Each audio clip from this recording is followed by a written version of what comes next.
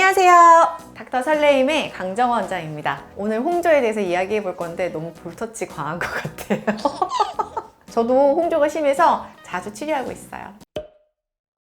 네, 우선은 홍조가 어떤 원인에 의해서 생기는지 한번 제가 한 6개 정도 한번 정리를 해봤습니다. 첫 번째는 피지가 많으면 얼굴에 모낭염 같은 그런 증상이 생기거든요. 그래서 염증 때문에 얼굴이 약간 붉어지는 경우도 있고, 두 번째는 원래부터 약간 좀 혈관이 많이 발달되어 있는 분들이 있어요. 그래서 그렇게 해서 붉어지시는 분들도 있고, 세 번째는 좀 많이 흔하지만 여드름 색소 침착 때문에 얼굴이 붉어지는 경우도 있습니다. 그리고 네 번째는 감정에 의해서 쉽게 팍 붉어지는 경우가 있어요. 저도 그래요. 그래서 약간 좀 부끄럽거나 좀 약간 흥분하잖아요. 그럼 얼굴이 붉어져요. 그리고 다섯 번째는 자외선에 많이 노출이 돼도 얼굴이 붉어져요. 그래서 골프를 많이 치신다든지, 그리고 겨울철에 보드라든지 스키를 많이 타시는 분들도 얼굴이 굉장히 붉어요. 그리고 또 여섯 번째는 젊은 사람은 덜하긴 하겠지만 30대 중반부터, 그러니까 즉 내가 어린 나이부터 좀 음주를 굉장히 즐겼던 사람들, 매일같이 술을 먹는 사람들은 확실히 얼굴이 붉습니다. 이렇게 한 6가지 정도로 요약을 해볼 수 있을 것 같습니다.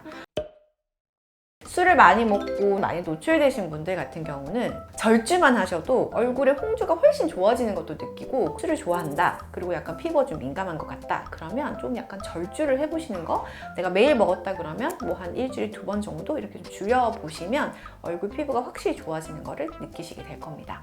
그리고 두 번째는 자외선인데요. 저도 진짜 골프 치러 나가면 엄청 가려요. 엄청 가려서 사람들이 거의 뭐 그럴 거면 왜 나왔냐 이렇게 구박을 듣긴 하긴 하지만, 그죠, 일을 해야 되잖아요. 사람들도 많이 만나고, 그래서 정말 많이 가리고 하거든요. 좀 약간 다른 사람들에게는 안 예뻐 보이는 그런 룩으로 골프를 치고 하는데, 네, 그 정도로 사실은 가려야 좀 그 자외선 차단 효과도 있고, 단순 내가 선크림만 바른다라고 해서 안 타는 거 아니거든요. 좀 잘 가리는 게 무엇보다 필요한 것 같습니다.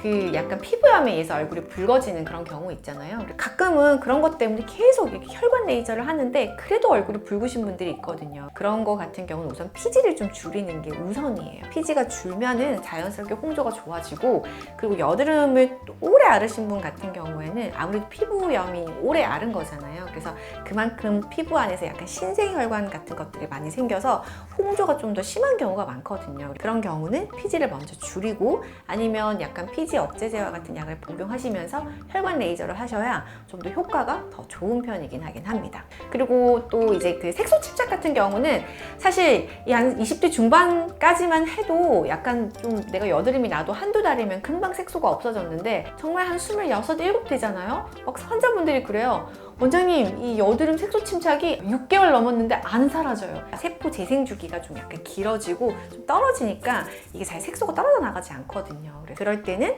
미백 제품, 화장품을 써보시는 것도 도움이 되고, 개인적으로 엑셀V 하면 되게 효과가 좋아서 환자분들에게 많이 추천드리고, 저도 약간 그럴 때 엑셀V를 많이 하거든요. 그런 혈관 레이저, 엑셀V라든지 V빔이라든지 그런 걸 하시면 도움이 되시는 것 같습니다.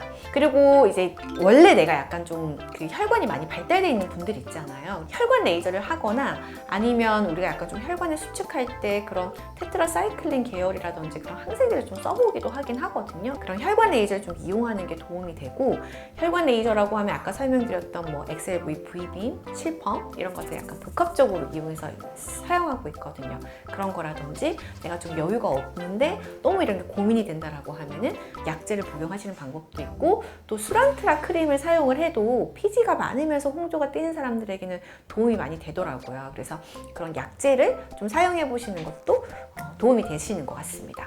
감정에 의해서 약간 얼굴이 확 붉어지는 경우 있잖아요. 감정은 뭐 이게 컨트롤이 되지 않는데 우리가 살아가면서 되게 중요한 것들이 있잖아요. 뭐 면접을 본다라든지, 아니면 뭐 중요한 회식 자리가 있다라든지 프레젠테이션이 있다라든지, 그럴 때 갑자기 얼굴이 붉어지면 너무 당황스럽고 준비가 안 된 것 같고 좀 약간 민망하잖아요. 그럴 때는 좀 기분을 좀 약간 가라앉히는 그런 약을 좀 드시면서 좀 약간 홍조를 컨트롤 해보시면 어떨까? 라는 생각이 듭니다. 사실 이 홍조 치료라는 거는 개인이 가지고 있는 특성이라든지 유전적인 것들, 환경적인 것들 이런 것들을 사실 복합적으로 고려하면서 내가 홍조 치료를 해야 되거든요. 단순히 뭐 혈관 레이저, 단순히 뭐 이런 약, 이런 것들이 아니에요. 무엇보다도 내가 어떤 상황에 적합한지 제가 크게 한 6가지 이렇게 설명을 드렸잖아요. 그래서 내가 어떤 카테고리에 해당이 되고 어떤 치료를 좀 하면은 홍조가 좋아질지 고민을 해보시면 도움이 될 것 같아요. 태어날 때부터 나는 홍조가 있었고 그런 부분들이 좀 고민이 돼. 이런 부분들 같은 경우에는 아무래도 내가 좀 혼자 해결하기 어려우니까 그런 부분은 좀 병원의 도움이 필요하신 것 같고, 내가 어떤 홍조 카테고리에 해당되는지 보시고 한번 솔루션을 찾아보시면 홍조 치료에 도움이 되실 것 같습니다.